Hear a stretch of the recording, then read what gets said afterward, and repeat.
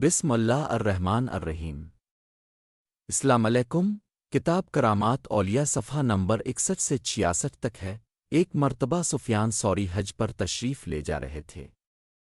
ایک جگہ آپ نے دیکھا کہ ابو جعفر منصور بھی اپنے لاؤ لشکر کے ساتھ خیمہ زن تھا۔ نماز کا وقت تھا، سب لوگ با جماعت نماز ادا کرنے لگے۔ صف میں سفیان ثوری کو جگہ ابو جعفر منصور کے ساتھ ملی۔ دوران نماز جعفر نے اپنا ہاتھ کئی مرتبہ اپنی داڑھی پر پھیرا۔ بعد نماز سفیان ثوری نے جعفر سے کہا، تمہاری نماز قبول نہیں ہوئی اور ایسی نماز قیامت کے روز انسان کے منہ پر مار دی جائے گی۔ جعفر منصور سخت برہم ہوا اور بولا کہ میں تمہاری اس گستاخانہ طرزن گفتگو سے سخت نالاں ہوں۔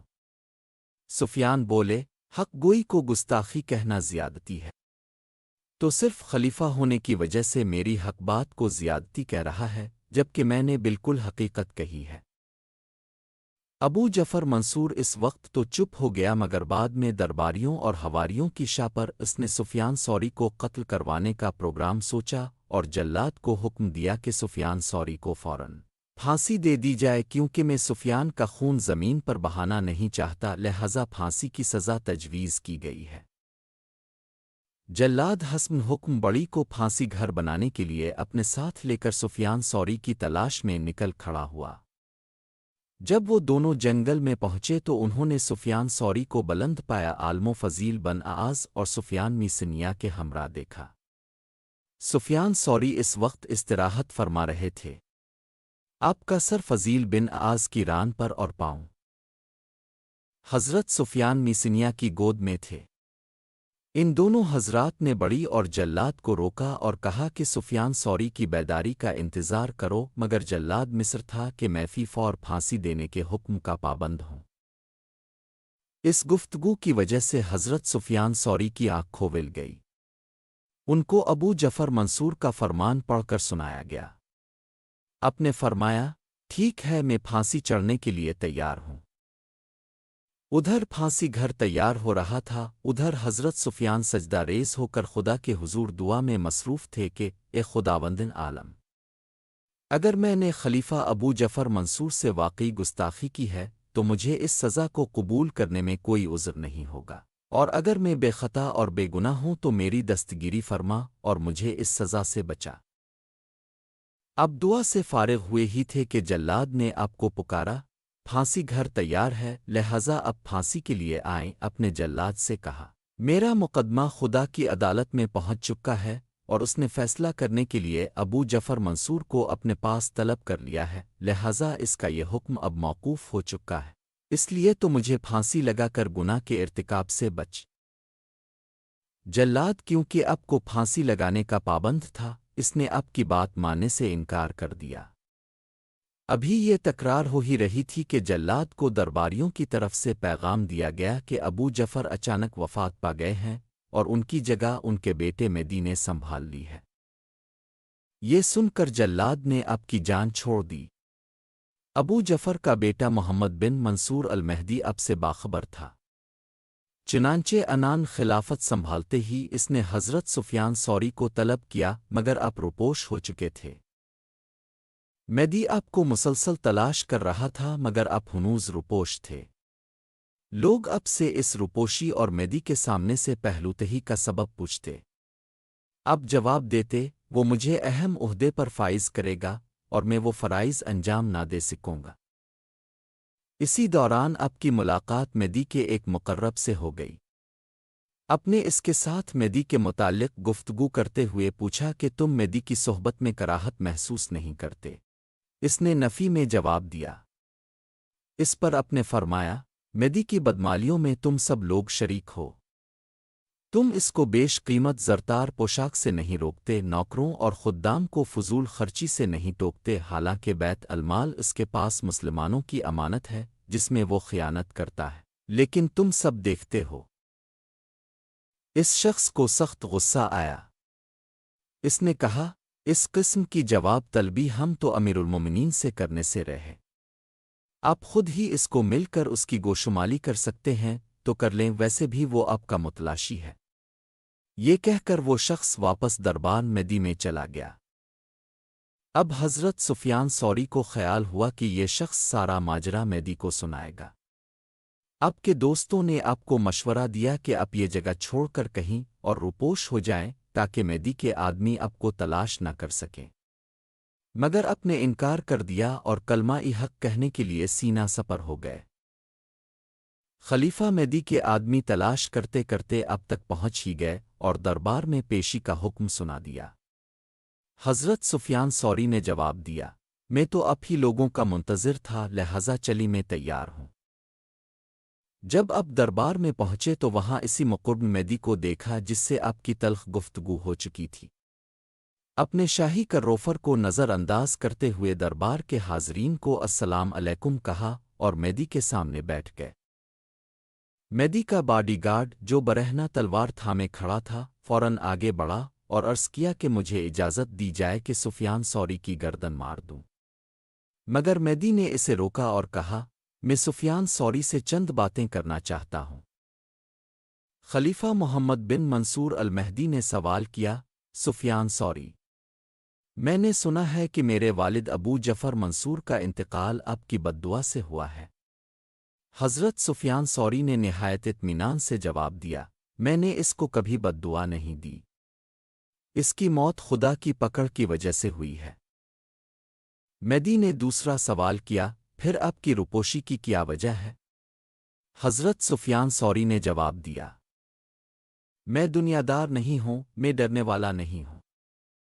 تمہارے درباری مجھ سے حسد کی وجہ سے ناخوش ہیں اور مجھے تمہارے ذریعے ذلیل و خوار کر کے تمہارا نام امال خراب کرنے کے در پہ ہے، جو کہ میں نہیں چاہتا، اس لیے میں نے روپوشی اختیار کی ہوئی ہے۔ میدی نے تیسرا سوال کیا، سفیان، اب تو تم میرے قبضہ و اختیار میں ہو، اب تم اپنی گستاخیوں اور بدعنوانیوں کی سزا سے کس طرح بچ سکتے ہو؟ تم اب بھی شاہی آداب کو بالائے طاق رکھ کر اکڑے کھڑے ہو۔ حضرت سفیان سوری نے جواب دیا، تم کو میرے قتل اور رہائی کا اختیار ہے، مگر اس عزیز و منتقم حاکم کو بھی یاد رکھو جو تم سے زیادہ حق و باطل کا فیصلہ کرنا جانتا ہے۔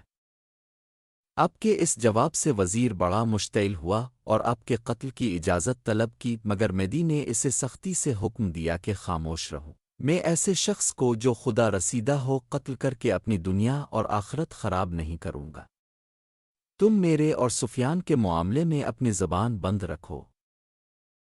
اس کے بعد میدی نے آپ کو کوفہ کا قاضی بنانے کا فرمان جاری کیا اور لکھا، سفیان، یہ حکم جاری کر کے ہم نے تم پر کوئی احسان نہیں کیا، تم اس منصب کے اہل تھے، لہذا تمہیں اس پر فائز کیا گیا ہے۔ حضرت سفیان سوری حکم نامہ لے کر دربار سے نکلے اور رونے لگے۔ آپ نے فرمایا، جو شخص لوگوں پر حاکم بنایا گیا ہے وہ گویا چھری کے بغیر ذبح کر دیا گیا ہے۔ یہ کہہ کر اپنے فرمان کو پھاڑ کر دریائے دجلہ میں پھینک دیا اور فرمایا، قاضی بن کر میں خلیفہ کے عیوب و جرائم اپنے کندھے پر نہیں لینا چاہتا۔ اس کے بعد آپ ایسے روپوش ہوئے کے باوجود کوششن بلیغ کے میدی آپ کو تلاش نہ کر سکا۔ چور نے رہائی کروا دی۔ حضرت سفیان سوری رحمت اللہ علیہ طالب علمی کے زمانے میں ایک مدرسہ میں تعلیم حاصل کیا کرتے تھے۔ اس مدرسہ کی جس دیوار کے سائے میں آپ اکثر بیٹھا کرتے تھے، اس دیوار کے ساتھ ہی ایک مکان تھا۔ اتفاق کی بات ہے کہ ایک رات اس مکان میں نب لگا کر سامان چوری کر لیا گیا۔ جب صبح ہوئی تو مالک مکان نے اپنے گھر میں نب لگی دیکھی۔ اس نے فوراً حضرت سفیان سوری رحمت اللہ علیہ پر چوری کا الزام لگا دیا اور آپ کو پکڑ لیا۔ اس بے بسی اور بےچینی کی حالت میں حضرت سفیان سوری رحمت اللہ علیہ نے اللہ تعالیٰ کے حضور دعا مانگی، اے اللہ، تیرا یہ فرمان ہے کہ جب گواہی دینے کے لیے بلائے جائیں تو گواہی دینے سے انکار نہ کریں۔ اے اللہ، تیرے سوا یہاں میرا کوئی گواہ نہیں ہے۔ آپ کا یہ فرمانا تھا کہ اچانک اسی وقت ایک شخص چیختا چلاتا ہوا دوڑ کر آیا اور آتے ہی کہنے لگا، سفیان سوری رحمت اللہ علیہ کو چھوڑ دو، چوری میں نے کی ہے۔ چنانچہ لوگوں نے حضرت سفیان سوری رحمت اللہ علیہ کو چھوڑ دیا۔ پھر اس چورے سے حیرانی کے عالم میں پوچھا گیا کہ تم نے کس وجہ سے اپنے جرم کا اقرار کیا؟ وہ کہنے لگا، ابھی تھوڑی دیر پہلے میرے کانوں میں انتہائی غضبناک آواز آئی کہ سفیان کو فوراً چھڑاؤ اور چوری کا مال واپس کر دو ورنہ ابھی برباد ہو جاؤ گے۔ ایک اور واقعہ آتش پرست طبیب تائب ہو گیا۔ حضرت سفیان ثوری رحمت اللہ علیہ ایک دفعہ بیمار ہو گئے۔ خلیفہ وقت جو اب کی بڑی عزت کرتا تھا، اس نے ایک قابل طبیب کو اب کے علاج کے لیے بھیجا۔ یہ طبیب آتش پرست تھا۔ جب اس نے آپ کا چہرہ دیکھا تو کہنے لگا، معلوم ہوتا ہے یہ کوئی خدا پرست بزرگ ہے۔ ان کا جگر خدا کے خوف سے پارا پارا ہو گیا ہے۔ پھر اس نے کہا، جس دین میں ایسے کامل لوگ ہوں وہ دین ہرگز باطل نہیں ہو سکتا، لہذا میں مسلمان ہوتا ہوں۔ یہ کہہ کر وہ حضرت کے دست حق پرست پر تائب ہو کر مسلمان ہو گیا۔ خلیفہ وقت نے جب یہ قصہ سنا تو خوش ہو کر کہنے لگا، میں نے تو سمجھا تھا کہ طبیب کو بیمار کے پاس بھیجتا ہوں، حالانکہ میں نے خود ایک بیمار کو طبیب کے پاس بھیجا تھا۔ وصال کے بعد مقام مردن سالے میں سے ایک نے حضرت سفیان ثوری رحمت اللہ علیہ کو انتقال کے بعد خواب میں دیکھا۔ حال دریافت کیا، اے ابو عبداللہ، کیسے ہیں؟ یہ سن کر انہوں نے چہرہ پھیر لیا اور فرمایا، یہ کنیت کے ساتھ پکارنے کا زمانہ نہیں۔ پھر اس شخص نے عرض کیا، اے سفیان، بتائیے کیا حال ہے؟ تو جواب میں انہوں نے یہ اشعار پڑھے، میں ازرتا نلے ربنو ان ترجمہ، میں نے اپنے رب کو اپنی آنکھوں سے دیکھا۔ اس نے فرمایا، اے ابن سعید، تمہیں ہماری رضا مبارک ہو۔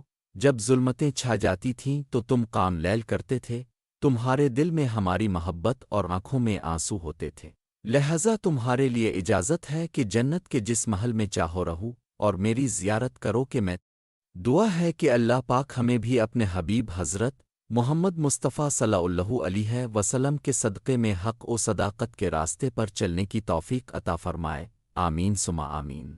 آپ کے دعاؤں کا طالب ارشاد علی ملن، سہون شریف، سندھ، پاکستان۔